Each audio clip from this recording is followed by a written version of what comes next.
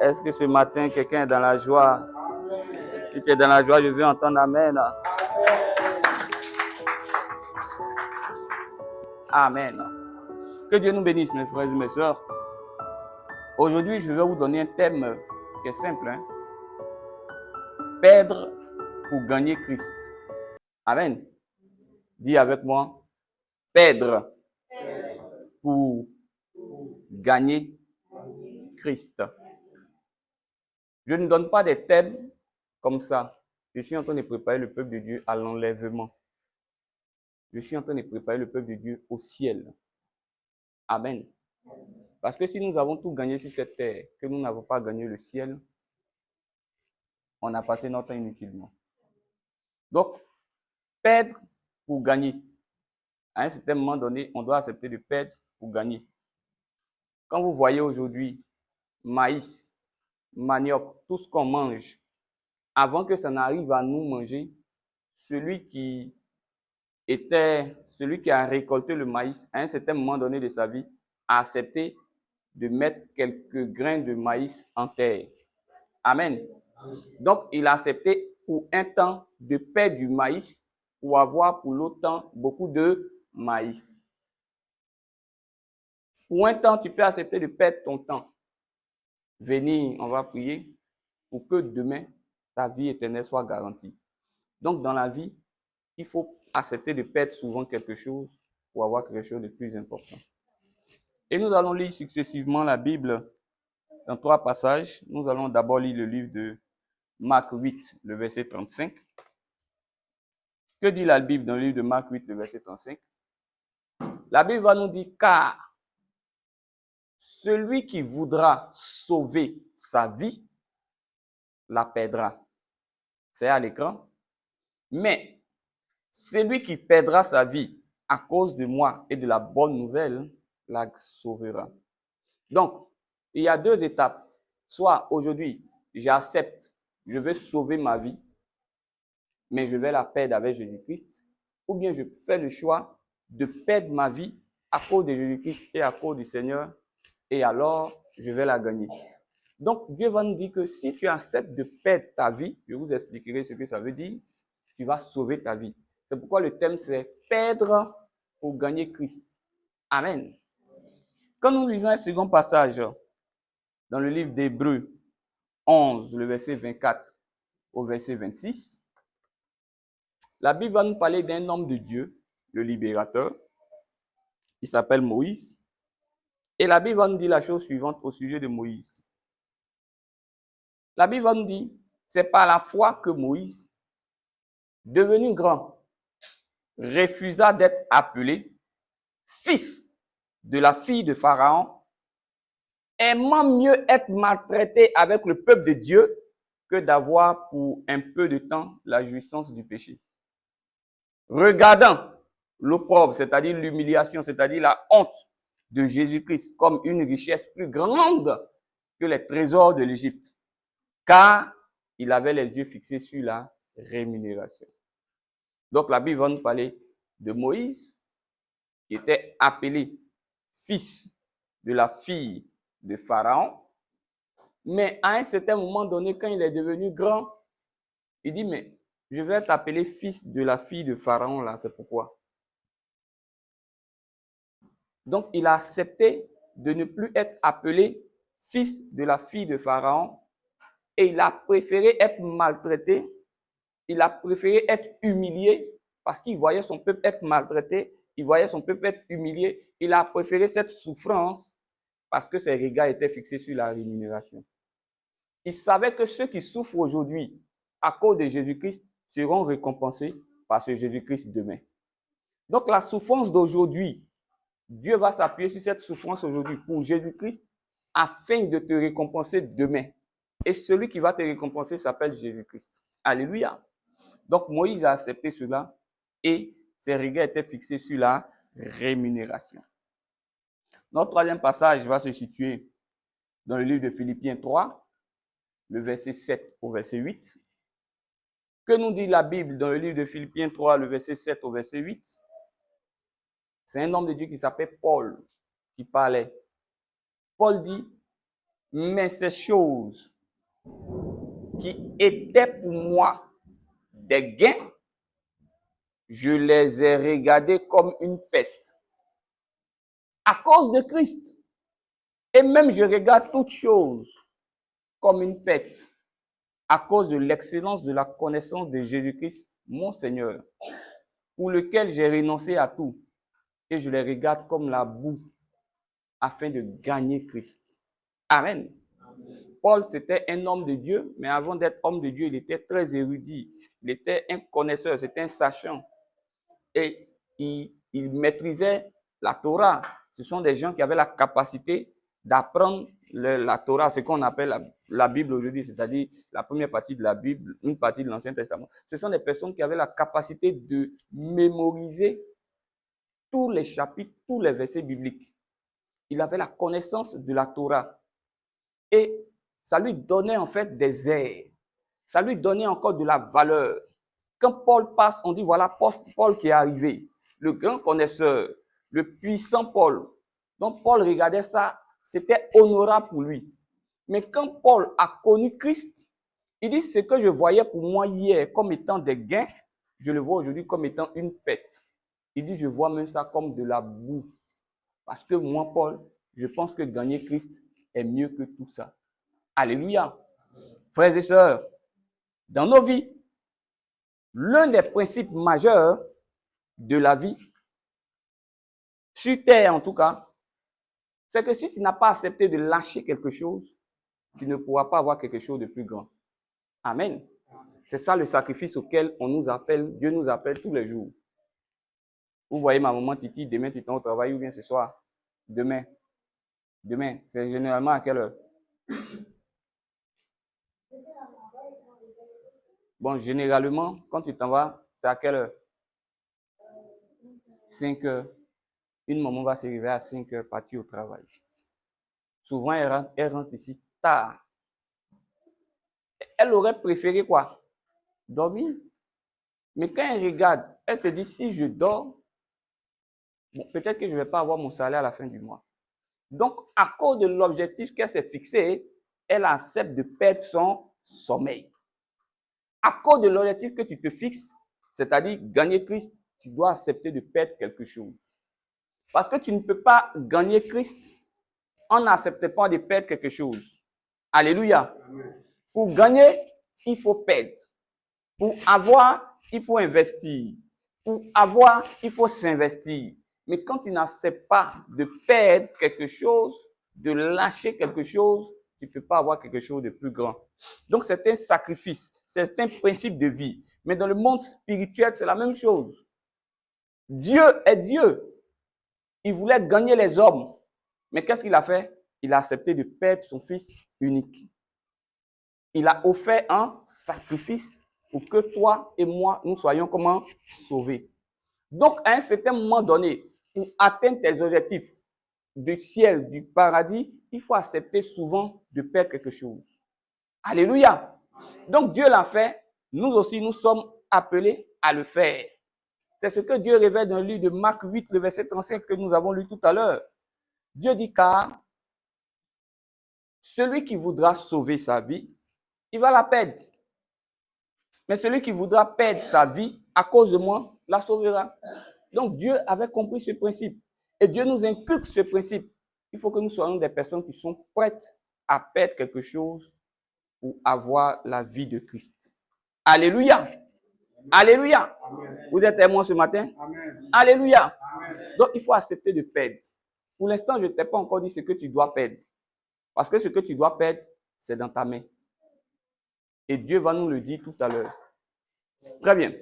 Donc, celui qui voulait sauver sa vie, il va la perdre, mais celui qui voudra perdre sa vie à cause de moi, à cause de la bonne nouvelle, la sauvera. Très bien. Dans le présent message, aujourd'hui, il est question, je vais vous présenter 3 exemples d'hommes de Dieu dans la Bible qui ont accepté de perdre quelque chose pour avoir Jésus-Christ. Donc, ces 3 exemples, je vais vous les présenter. Le premier exemple, c'est l'exemple du grand libérateur Moïse. Il a accepté de ne plus être appelé fils de la fille de Pharaon afin de gagner Christ. C'est symbolique. Le deuxième exemple que je vais vous présenter, c'est l'exemple d'une femme pécheresse qui s'est approchée de Jésus-Christ parce que elle avait tellement péché qu'elle voulait que Dieu puisse pardonner toutes ses fautes. Elle a accepté de perdre aussi quelque chose. Et le troisième exemple que je vais vous prendre, c'est l'exemple de Naaman, qui est en fait un païen qui a été utilisé par Dieu. Et dans cet exemple, Naaman a été utilisé par Dieu, mais dans son niveau, il se disait qu'il ne devait plus perdre quelque chose. Il était arrivé et Dieu lui a dit que ça ne marche pas comme ça. Donc, je vais vous présenter 3 exemples. Et après les 3 exemples, vous allez en tirer les conclusions pour voir dans vos propres vies qu'est-ce que vous devriez abandonner, qu'est-ce que vous devriez accepter de perdre pour gagner Jésus-Christ. Alléluia. Nous allons prendre notre premier exemple qui se trouve dans le livre de Hébreux 11, le verset 24 au verset 26. C'est la vie de Moïse. Hébreux 11, le verset 24 au verset 26. Hébreux 11, du verset 24 au verset 26, va nous dire la chose suivante. Vous voyez bien que c'est affiché à l'écran. La Bible dit que c'est pas la foi. Dis avec moi, c'est pas la foi. Amen. Laissez-moi vous dire une chose. Si vous voyez quelqu'un perdre, accepter de perdre quelque chose, c'est à cause de sa foi. Quand vous voyez nos parents qui ont leur plantation, nos parents qui ont leur champ, ils plantent cacao, ils plantent café, ils plantent graines, ils plantent quoi que ce soit. Mais le papa ou la maman, qu'elle est en train de planter de l'igname, elle se dit que si je mets igname en terre, l'igname va me donner combien? Beaucoup d'igname. Amen. Donc, elle a cette foi. Elle sait que pour que l'igname la vienne, il faut la pluie. Mais elle sait que la pluie ne dépend pas d'elle. Il faut la chaleur. La chaleur ne dépend pas d'elle. Mais elle sait que quoi? Ce qui dépend d'elle, c'est quoi? Accepter de perdre ses semences. Accepter d'investir. Et elle se dit qu'en investissant par la foi, Dieu va envoyer la pluie, Dieu va envoyer la chaleur et ça va pousser. Avant d'investir, elle ne se demande pas, est-ce que la pluie va venir? Elle ne se demande pas, est-ce que la chaleur va venir? Elle ne cherche pas à regarder ce qui va l'empêcher de s'aimer, mais elle se dit que par la foi, si je donne, je vais recevoir. C'est comme ça un enfant de Dieu. C'est quelqu'un qui vit par la foi. Il ne voit pas ce qui se passe devant, mais il a confiance en la parole de Dieu, en la promesse de Dieu. Il n'attend pas de mourir pour se rendre compte que le paradis et l'enfer existent, mais parce que la Bible dit que le paradis et l'enfer existent, maintenant il se prépare au paradis et à l'enfer. Alléluia! C'est ça la foi. Donc la Bible va nous dire que c'est pas la foi que Moïse, il est devenu comment? Grand. La Bible fait exprès de nous dire par la foi, Moïse devenu grand. Refusa d'être appelé fils de la fille de Pharaon. Ça veut dire que tant qu'il était petit, quand on l'appelait Moïse, Moïse, maman t'appelle, Moïse courait, il partait, il dit c'est ma maman. Alléluia. Vous connaissez un peu l'histoire de Moïse? Je vais revenir un peu sur l'histoire de Moïse pour que tout cela soit bien positionné. Moïse était juif, il était hébreu. Et ils étaient esclaves en Égypte. Et quand ils ont commencé à devenir nombreux, Pharaon a vu qu'ils étaient trop nombreux. Et s'ils devenaient trop nombreux, finalement, il pourrait renverser son pouvoir. Alors Pharaon a décidé que tous les hommes, bébés nouveau-nés garçons, ils soient tués. Et c'est dedans, Moïse était beau aux yeux de ses parents, mais aussi aux yeux de Dieu. Sachez que quand vous avez une grande mission à accomplir aux yeux de Dieu, vous êtes beau. Alléluia. Donc la beauté qui compte, ce n'est pas la beauté devant les hommes, mais c'est la beauté devant Dieu. Quand Dieu sait qu'il y a une grande mission que vous devez accomplir, et quand Dieu vous prépare à cette mission, Dieu dit que vous êtes agréable à ses yeux, Dieu dit que vous êtes dans les qualifications, Dieu dit que vous êtes beau. Donc il était beau aux yeux de Dieu, il était beau aux yeux de sa famille. Amen. Et donc, comme il y avait cette loi qui devait tuer les enfants garçons nés, sa famille l'a caché. Pour l'instant, tu es obligé de te cacher. Pour un temps, je suis obligé de me cacher. Parce que le temps d'être révélé n'est pas encore arrivé. Dis Amen. Il y a un temps où tu seras révélé. Dis Amen. Il y a un temps où tu seras exposé. Dis Amen. Il y a un temps où tu seras honoré. Dis Amen. Mais le temps n'est pas encore arrivé. C'est pourquoi Dieu dit qu'ils l'ont caché. Parce que quand tu n'es pas, le temps n'est pas encore arrivé, que très vite tu te vas t'exposer, ils vont te détruire. Alléluia. Donc ses parents l'ont caché. Il y a un moment donné, ils l'ont caché, ils ne pouvaient plus le cacher. Il y a un moment où tu ne pourras plus te cacher. Dis Amen. Aujourd'hui, tu te caches dans l'affaire du travail de Dieu. Tu viens un peu, tu ne m'aimes pas, tu veux prier un peu, tu gères un peu. Mais il y aura un moment, ça va te saisir. Il y a un moment, ça va te prendre. Il y aura un moment, ça va te remplir. Tu vas m'appeler à 5 heures. Je souffre parce que le Saint-Esprit me parle. Le Saint-Esprit me remplit. Que cela soit ton partage au nom de Jésus. Que cela soit ton partage au nom de Jésus. Que cela soit ton témoignage au nom de Jésus. Alléluia! Donc, il était caché, mais c'était moi, on ne pouvait plus le cacher. Et ils l'ont mis dans une boîte. Et en s'en va, on le met dans la boîte. Il arrive. Vous savez qui le récupère? La fille de Pharaon. Donc, la fille du roi qui les maltraitait. Elle a vu l'enfant pleurer. Elle a eu pitié de l'enfant. Et elle dit, je vais le récupérer. C'est comme ça qu'il est devenu son fils. Donc, il était un fils adoptif. Tant qu'il était petit, il ne connaissait rien. Il appelait maman. Quand il voyait les gens être maltraités dehors, il dit cela. Chicotez-les. Maman, frappez-les. Ils ne sont pas bons, ils sont paresseux.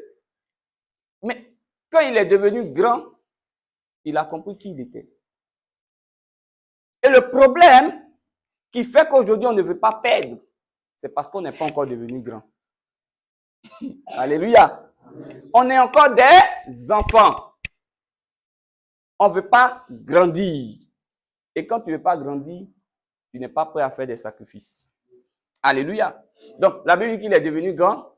Il refusa d'être appelé fils de la fille de Pharaon. Il a refusé. Attendez, mes frères et mes sœurs. Supposons tout à l'heure, nous sommes combien ici? Peut-être, nous sommes là ici. Et puis tout à l'heure, le président du monde, je fais exprès de ne pas donner le nom d'un pays pour ne pas que ça devienne un souci après. Le président du monde vous appelle. Il dit, je t'ai vu, je t'ai choisi, je veux que tu sois ma fille. Je veux changer ton nom. Qui va refuser? Mais on sait que le président du monde, là, il fait fétiche, il fait médicament. Qui va refuser? Parlez. Humainement, ce n'est pas beaucoup de personnes qui vont refuser. Amen. Mais quand tu regardes que chaque matin, quand tu vas te réveiller, il y a des gens qui te font porter chaussures. Ta cuillère en or, tu roules dans une voiture climatisée, tu roules dans 4x4, comment? Tu t'en au travail, comment? On te transporte. Donc, s'il veut, il n'a qu'à faire son fétiche chaud. Ce n'est pas mon problème. Alléluia. Moi, comme je suis un enfant de Dieu, quand c'est comme ça, on crée les théories. Hein. Comme je suis un enfant de Dieu, c'est que c'est Dieu qui m'envoie en mission là-bas pour prier pour lui. Alléluia. Mais en fait, c'est pas parce que Dieu t'envoie en mission, c'est parce que il y a beaucoup de choses là-bas. Mais la Bible dit que Moïse a regardé ça, il dit, je veux plus être appelé fils de la fille de Pharaon. Et ce qui est grave, il a laissé cette richesse, il a laissé cette opulence, et puis il dit, moi, je veux être maltraité. Ah! Alléluia! Est-ce qu'il y a des chrétiens comme ça maintenant? Il va dire, moi, je suis actuellement dans la fonction publique. J'ai mes gombos. Chaque fin de mois, je suis dans les gombos là. Fonction publique. Quand l'autre vient, il donne. Quand l'autre vient, il donne. Quand l'autre vient, il donne. Quand l'autre vient, souvent, mais ça fait 1000 francs. Moi, il dit, ça fait 75 000. Il y a de bons clients. Et puis, un matin, on dit, non, il faut arrêter ce que tu fais là. Parce que la corruption, c'est pas bon. Tu dois aller au ciel. Donc, quand les gens passent leur argent, ça fait 1000 francs. Au lieu de dire, ça fait 1000 francs. Comme il pense à son ancien, il dit, ça fait 1000 francs, mais bon. Alléluia. Et quand il voit les autres qui ne sont plus dedans, qui sont encore dedans, lui n'est plus dedans, ils ont les grosses voitures, ils ont les grandes maisons. Il dit, ah, est-ce que moi, je ne suis pas bête? C'est ce que Moïse a fait. Accepter d'être maltraité. Nous sommes dans un monde où les chrétiens ne veulent pas être maltraités. Ils veulent passer dans tous les endroits et puis on va les applaudir. Toi, tu es un bon chrétien. C'est pas comme ça les choses marchent. Parce que si vous êtes véritablement des enfants de Dieu, le monde va vous rejeter. Le monde va vous vomir. Le monde va vous persécuter. Le monde va vous cracher là-dessus. Et le monde va dire que vous ne lui appartenez pas. Le monde va vous haïr. Mais on veut être aimé de tout le monde. Qui n'aime pas être aimé? Amen. Amen. Mais Moïse a dit, je veux être maltraité. C'est ça la différence aujourd'hui entre certaines religions et nous, les chrétiens. Quand tu vois quelqu'un qui s'en va entrer dans quelqu'un qui veut entrer, quelqu'un qui veut faire un attentat terroriste.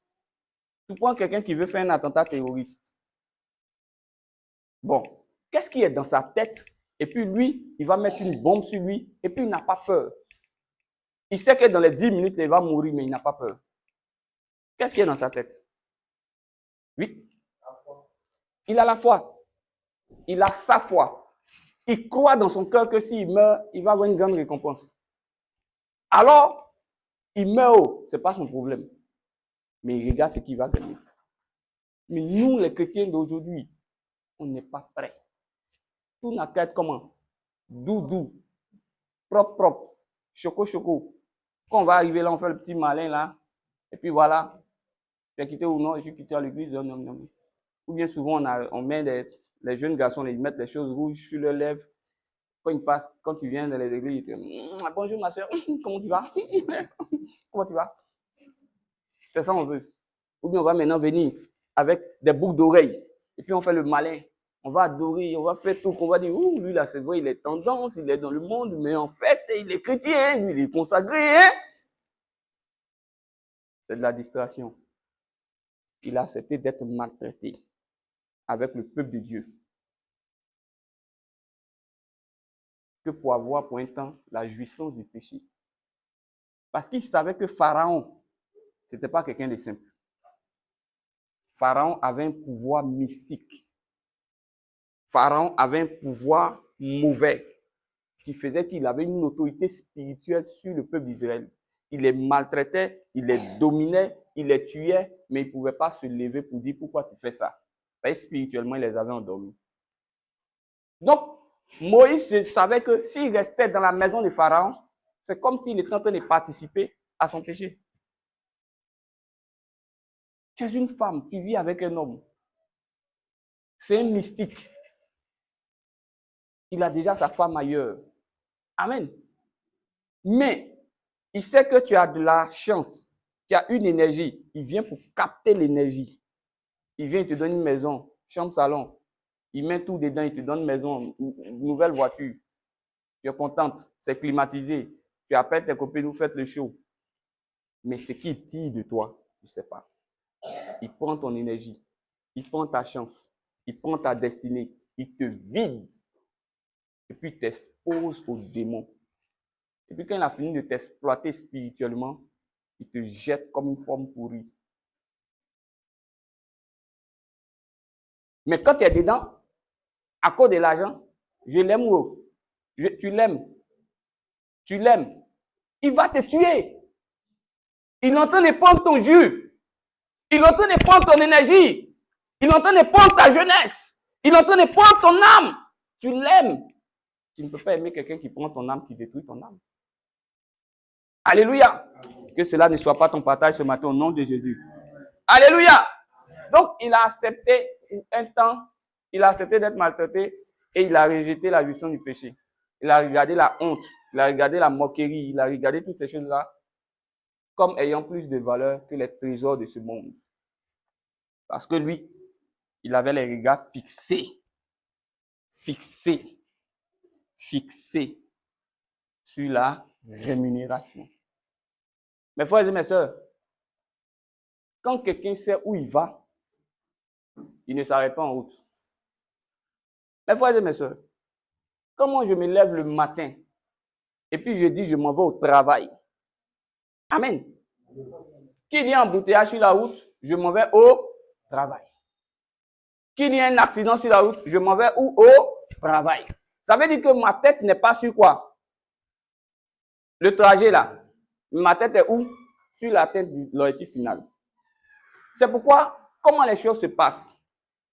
La question que je dois me poser, est-ce que je suis véritablement sur le chemin? Quand je sais que je suis sur le chemin que Dieu a choisi pour moi là, je ne réfléchis plus, je regarde devant. Dis à quelqu'un, regarde devant. Dis à quelqu'un, regarde à la fin. Dis à quelqu'un, regarde devant. En regardant devant, tu verras que tes regards, tu vas avancer, quelles que soient les difficultés, quelles que soient les épreuves. Que le Seigneur te fortifie au nom de Jésus. Je vais revenir sur certaines notions qui sont très, très importantes pour la vie de Moïse. La Bible dit que Moïse est devenu grand. C'est quand il est devenu grand qu'il a vu qu'il n'était pas le fils de la fille de Pharaon. Donc, il a refusé d'être appelé fils de la fille de Pharaon. Moïse devenu grand, ça veut dire quoi spirituellement? Spirituellement, ça veut dire que Moïse avait passé tous les grades spirituels. Parce que quand on est enfant de Dieu, on a différents grades. Nous sommes dans la maison, ici, dans l'assemblée, mais il y a quelqu'un qui est plus âgé que nous. C'est notre papa, c'est notre doyen. Amen. Il est plus âgé que nous. Mais on a aussi des enfants qui sont plus petits ici. Mais regardez, le papa, il est plus âgé, l'enfant, il est plus petit. Mais l'enfant, là, le papa, avant de devenir doyen comme ça, il était d'abord petit comme ça. Mais il a passé tous les grades de la croissance jusqu'à devenir doyen. Donc, spirituellement aussi, tu commences comme un enfant. Tu ne comprends pas ce qu'on appelle la vie, tu ne comprends pas jusqu'à ce que tu grandisses, jusqu'à ce que tu sois mûr. Donc, quand la Bible dit que Moïse est devenu grand, la Bible est en train de dire que Moïse a passé tous les stades de la croissance spirituelle. Quand tu n'as pas encore passé tous les stades de la croissance spirituelle, tu n'es pas prêt à perdre quelque chose. Amen. Mais quels sont ces stades de la croissance spirituelle? Nous allons lire nos Bibles dans le livre de 1 Jean 2. 1 Jean 2, le verset 12 à 14. Je vais lire cela pour vous. Je vous écris, petits enfants. Donc, il y a le stade d'enfant ou de petit enfant. Parce que vos péchés vous sont pardonnés à cause de son nom. Je vous écris père. Il y a le stade de père. Parce que vous avez connu celui qui est dès le commencement. Je vous écris, jeunes gens, parce que vous avez vaincu le malin. Je vous ai écrit, petits enfants, parce que vous avez connu le Père. Je vous ai écrit, Père, parce que vous avez connu celui qui est dès le commencement. Je vous ai écrit, jeunes gens, parce que vous êtes forts et que la parole de Dieu demeure en vous et que vous avez vécu le malin. Amen. Les stades spirituels par lesquels Moïse est passé sont les différents stades spirituels par lesquels nous devrions passer. Le stade d'enfant, le stade de jeune et le stade de père. Quand tu es un enfant, que tu dois aller au stade de jeune, tu dois avoir la victoire sur quelque chose. Amen. C'est pourquoi la Bible dit, je vous écris petits enfants, parce que vos péchés vous sont pardonnés.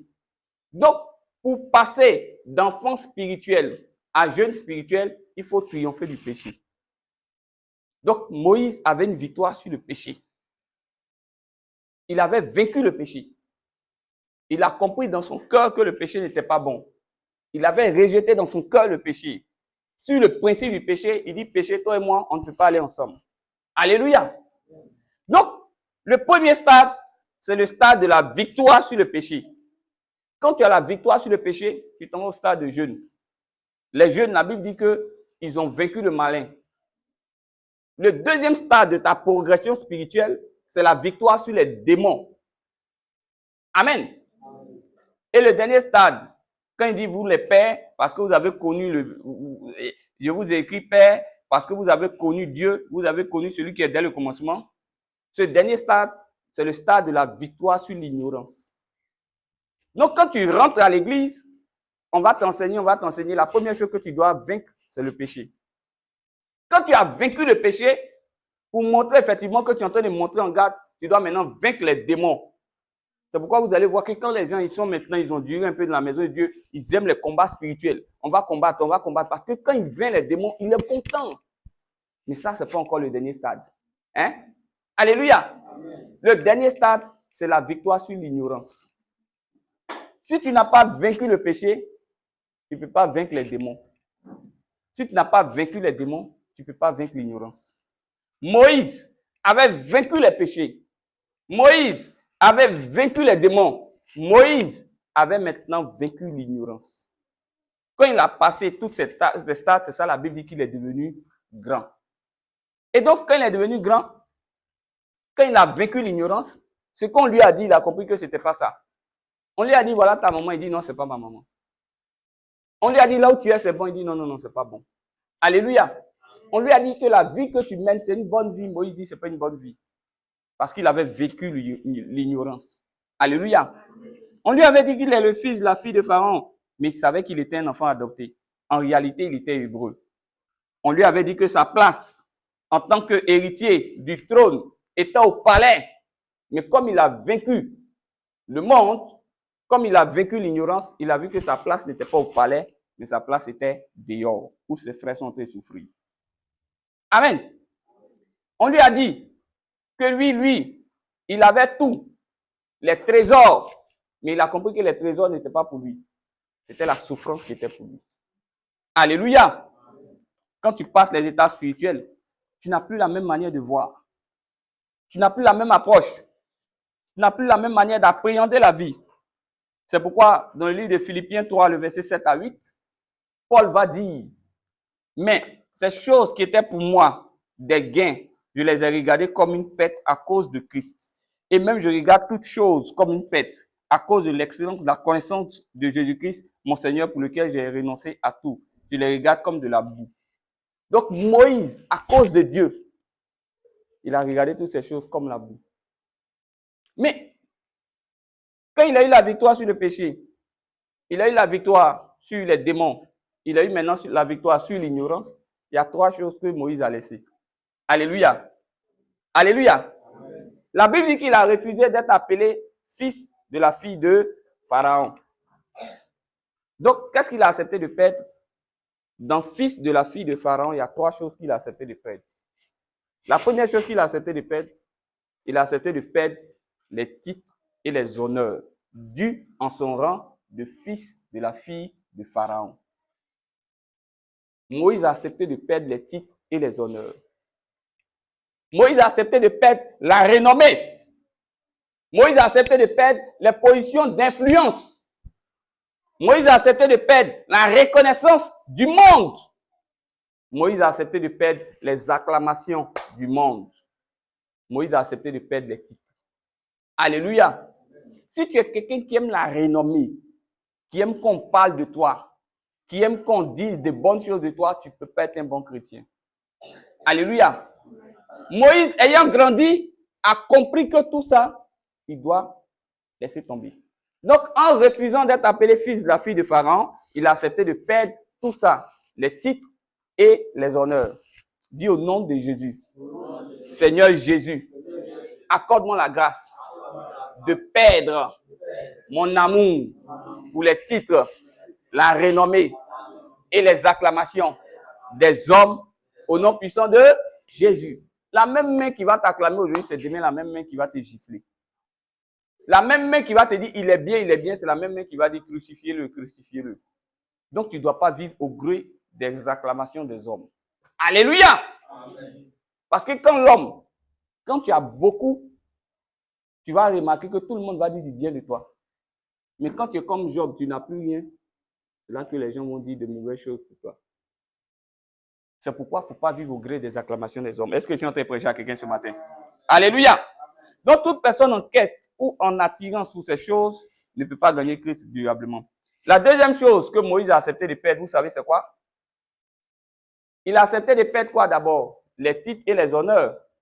La deuxième chose que Moïse a accepté de perdre, c'est son identité de fils de la fille de Pharaon. Il savait qu'en étant fils de la fille de Pharaon, il était naturellement et foncièrement et fondamentalement et spirituellement pécheur. Donc cette nature de péché, cette nature de mysticisme, cette nature d'homme charnel, il a accepté de mettre ça de côté. Amen. Il a refusé d'avoir cette identité. Donc, Moïse a refusé l'identité de fils de fille de Pharaon. La troisième chose que Moïse a rejeté en refusant de se faire appeler fils de la fille de Pharaon, ce sont les privilèges de fils de la fille de Pharaon. Alléluia. Il a refusé en même temps l'argent, les trésors de l'Égypte. Il a tout refusé. Donc, quand la Bible dit que Moïse, il a refusé d'être appelé fils de la fille de Pharaon, il y a 3 choses qu'il a accepté de perdre. Est-ce que toi, tu es prêt à les perdre ce matin? Alléluia. Donc, il a perdu les titres et les honneurs. Il a accepté de perdre son identité. Et il a accepté de perdre ses privilèges. Que le Seigneur t'accorde la grâce de perdre toutes ces choses qui sont comme de la boue aux yeux de Dieu. Alléluia. À cause de quoi? iPhone combien? Tu as te donné. Tu as donné ton âme. À cause de quoi? Voiture climatisée, tu as donné quoi? Ta vie. À cause de quoi tu as menti? À cause de 15 000, 10 000. À cause de quoi? 100 000, 250 000. Pourquoi? Dis, j'abandonne à tout cela. Je renonce à tout cela. Au nom puissant de... Je vais aller rapidement sur le second exemple. Le second exemple, c'est l'exemple de la femme pécheresse. Et nous allons retrouver cette histoire dans le livre de Luc 4, le verset 44. Luc 4, le verset 44 nous dit quoi? C'est une femme qui était entrée dans la maison de Simon, un homme qui avait invité Jésus-Christ à manger. Et quand elle est venue, elle a commencé à... Elle n'avait pas une bonne vie. Donc elle a commencé à pleurer, elle a commencé à essuyer les pieds de Jésus-Christ, tout ça, tout ça. Et puis Simon a commencé à dire, mais si le Seigneur connaissait cette femme-là, il n'allait pas la laisser faire tout ça. C'est là, elle est dans le péché. Elle est dans le péché. Et puis, Dieu se tourne vers la femme et il va dire maintenant à Simon, tu vois la femme que tu vois? Bon, je lis. Je suis entré dans ta maison, tu ne m'as point donné d'eau pour me laver les pieds. Mais elle a mouillé mes pieds avec ses larmes et les a essuyés avec ses cheveux. Tu ne m'as point donné de baiser. Mais elle, depuis que je suis entré, elle n'a point cessé de me baiser les pieds. Tu n'as point versé d'huile. Mais elle a versé du parfum sur mes pieds. Tu n'as point versé d'huile sur ma tête, mais elle a versé du parfum sur mes pieds. Amen. Cette femme a accepté aussi de perdre 3 choses. Dis avec moi 3 choses. Les premières choses qu'elle a accepté de perdre, elle a accepté de perdre ses larmes. Amen. Qui parle de larmes, on pleure à 2 occasions. On pleure quand on est en joie, mais très souvent quand on souffre.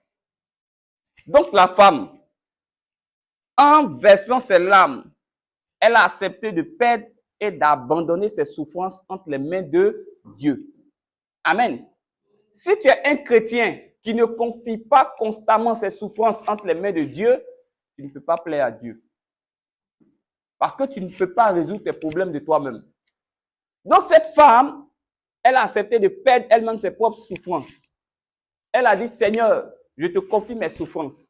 Derrière ses larmes, elle est en train d'abandonner ses souffrances. Tu veux porter tes fardeaux, c'est pourquoi. Tu veux t'inquiéter, c'est pourquoi. Ton inquiétude peut faire quoi dans ta vie? Tes fardeaux là, est-ce que tu peux les supporter? Non. Si tu pouvais faire quelque chose, c'est déjà dans le sein de ta mère. Tu n'étais qu'un enfant. Les hommes t'ont manipulé. Les hommes t'ont bien arrangé jusqu'à ce que tu sois là comme ça. Si Dieu a pris soin de toi depuis là-bas, demain encore, il va prendre soin de toi.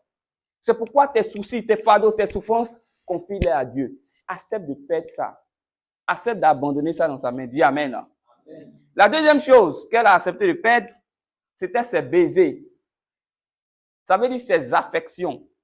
Ce qu'elle aimait. Ce qu'elle chérissait le plus. Il y a des choses que tu aimes. Nous, on aime ballon. Olivier, c'est ça? Mais à cause du Seigneur, c'était à un moment donné, ce ballon qu'on aime, on doit faire quoi? Abandonner ça. Avant, on regarde 15 matchs.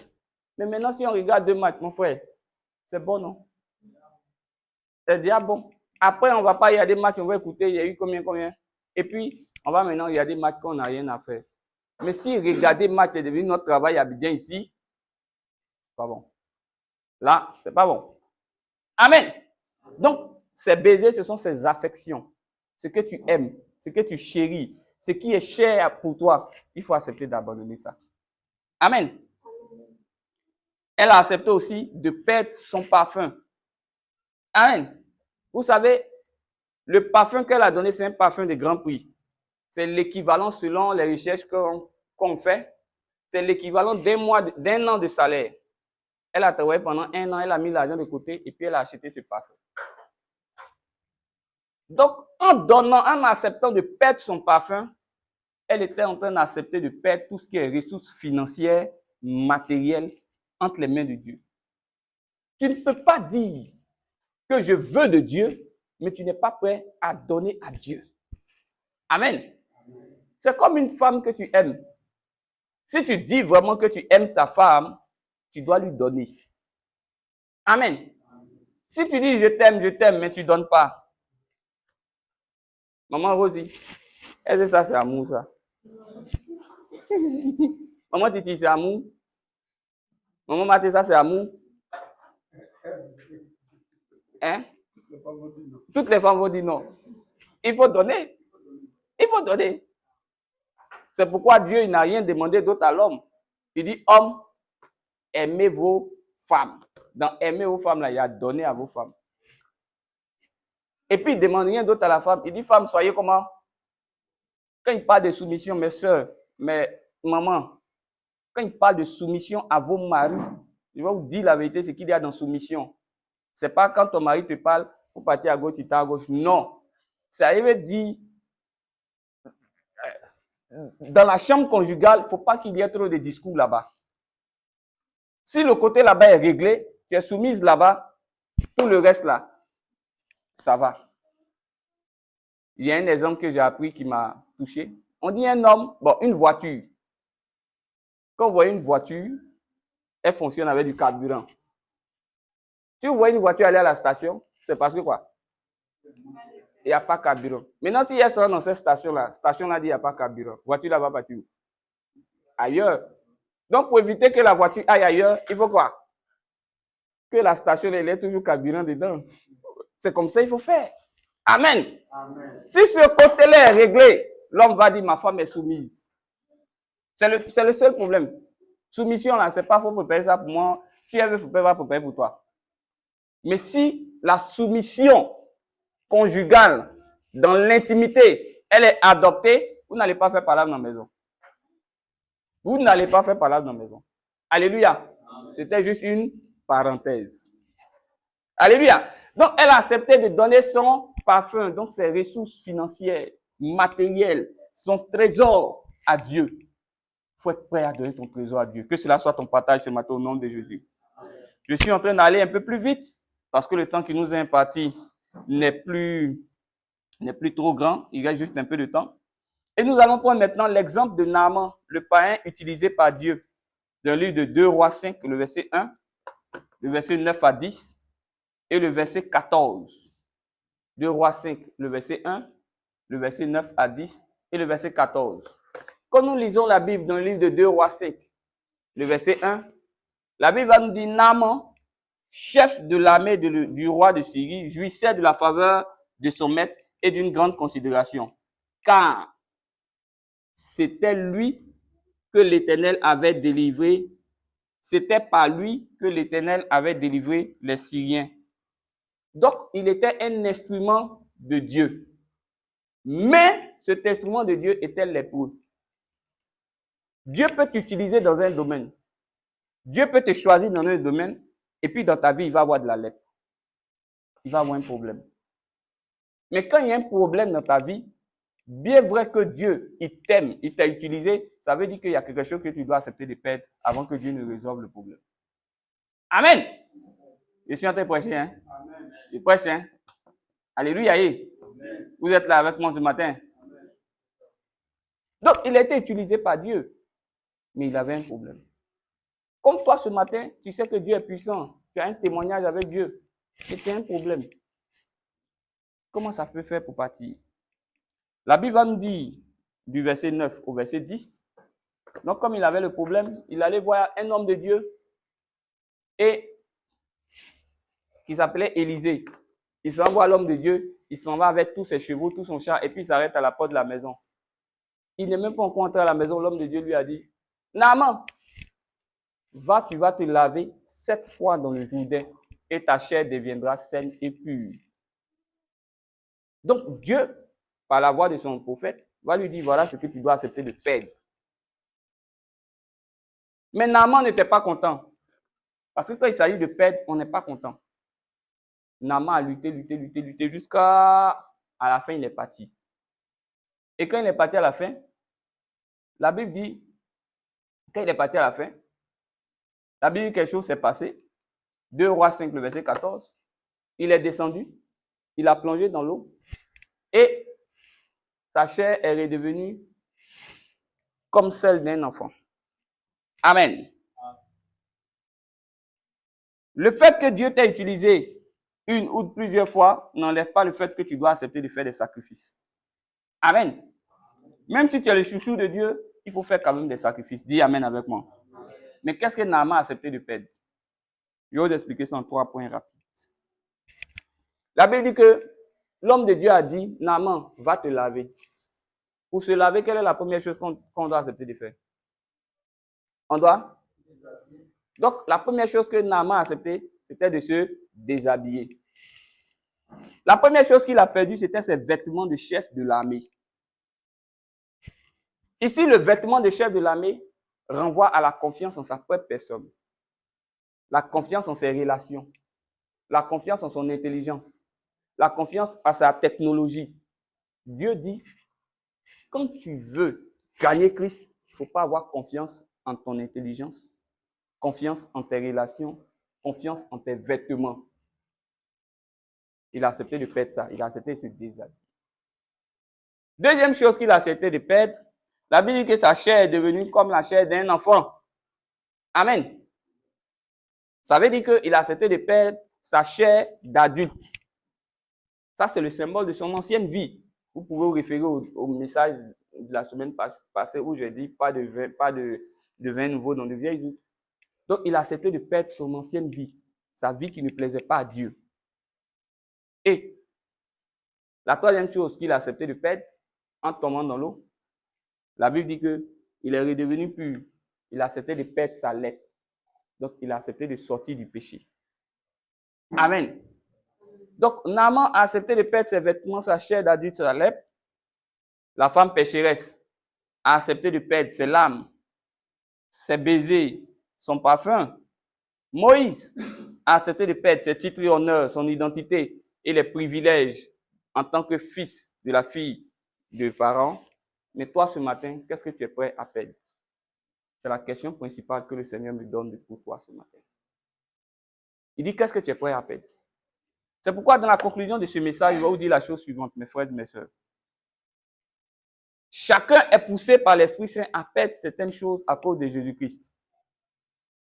Et Dieu vous dit ce matin qu'il est grand temps de prendre la décision d'accepter de perdre quelque chose.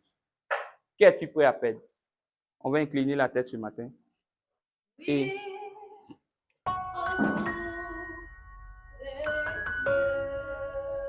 tu vas te présenter ta vie à Dieu. Qu'est-ce que tu dois perdre? Qu'est-ce que tu dois perdre? Qu'est-ce que tu dois perdre? Peut-être que c'est une seule chose qui fera que tu seras totalement libéré de ta situation. Peut-être que c'est 2. Peut-être que c'est 10. Et Dieu te donne la conviction. Et depuis longtemps, Dieu te disait que c'est ça qui est véritablement le problème de ta vie. Il dit qu'il faut accepter de le perdre ce matin. Il faut accepter ce sacrifice. Dieu dit que ce n'est pas facile. Et ça n'a jamais été facile. Mais Dieu dit d'avoir les regards fixés sur la rémunération. Moïse a accepté de tout perdre pratiquement. La femme pécheresse a accepté de tout perdre pratiquement. Naaman a accepté de tout perdre pratiquement. Il est temps pour toi, mon frère, il est temps pour toi, ma soeur, de perdre quelque chose. Qu'est-ce que tu es prêt à perdre ce matin? Prie ce matin. Prie ce matin. Oui, prends tout, Seigneur. Parle-lui ce matin. Parle-lui ce matin. Parle-lui ce matin. Il entend ta prière. Il voit tes larmes. Longtemps, tu as lutté avec lui. Longtemps, tu t'es battu avec lui. Longtemps, tu t'es débattu. Le fait que tu te sois débattu est simplement dû au fait que tu t'es battu avec Dieu. Tant que tu te battras avec Dieu, dans ta vie, il y aura une forme où tu vas toujours te débattre, te débattre. Dieu ne veut pas que tu puisses tourner en rond avec lui. Parce que quand tu tournes en rond avec Dieu, Dieu te fait tourner en rond. Tel que tu fais avec Dieu, c'est comme ça que Dieu fait avec toi. C'est pourquoi ce matin, Dieu t'appelle. Il te dit, il y a forcément quelque chose que tu dois faire. Il est là au milieu de nous. Nous sommes 2, 3 personnes rassemblées en son nom. Jésus-Christ est là. Pas lui ce matin. Si tu n'as pas la force, si tu n'as pas la capacité, si tu n'as pas la force, dis Seigneur, je m'abandonne ce matin entre les creux de tes mains. Je vais prier pour toi ce matin. Seigneur, je présente la vie de ton peuple entre les creux de tes mains. Le message de l'évangile, c'est un message pur, un message vrai. Oh Dieu Tout-Puissant, ton serviteur l'a dit tout à l'heure, sans ton esprit, nous ne pourrions rien faire. C'est pourquoi je prie que ta puissance remplisse nos vies. Ta grâce nous inonde. Ton onction repose sur nous, afin que nous puissions prendre ce matin la bonne décision. Fortifie la foi de tes enfants et accorde-nous la grâce d'être trouvés agréables à toi le jour de ton enlèvement, de ton avènement et le jour de notre enlèvement. Équipe-nous, Seigneur. Fortifie la foi de tes enfants. Tous ceux qui passent par des temps difficiles, fortifie-les, Seigneur. Tous ceux qui sont dans des épreuves, soutiens-les, Seigneur. Tu as dit dans ta parole que même si nous traversons le feu, tu ne nous abandonneras pas. Même si nous traversons les fleuves, tu ne nous abandonneras pas. Tes enfants ont besoin de ta force. Tes enfants ont besoin de ta force. Fortifie-les, Seigneur. Sois avec eux dans tout ce qu'ils traversent comme épreuve, Seigneur. Et glorifie ton nom. Je prie ce matin, éternel mon Dieu, que les épreuves ne soient pas trop longues. Oh Père Céleste, raccourcis les épreuves dans la vie de tes enfants. Et glorifie ton nom. Ce matin, je veux te dire merci parce que je sais que tu es avec nous. Tu as entendu nos prières. Tu nous as exaucés. C'est pourquoi je veux encore rendre grâce en ton nom. Et te dire merci. Bénis la vie de tes enfants. Glorifie ton nom dans la vie de tes enfants. Et qu'au nom puissant du Seigneur Jésus-Christ, tout l'honneur, la louange et la gloire te révèlent au ciel des siècles. Amen.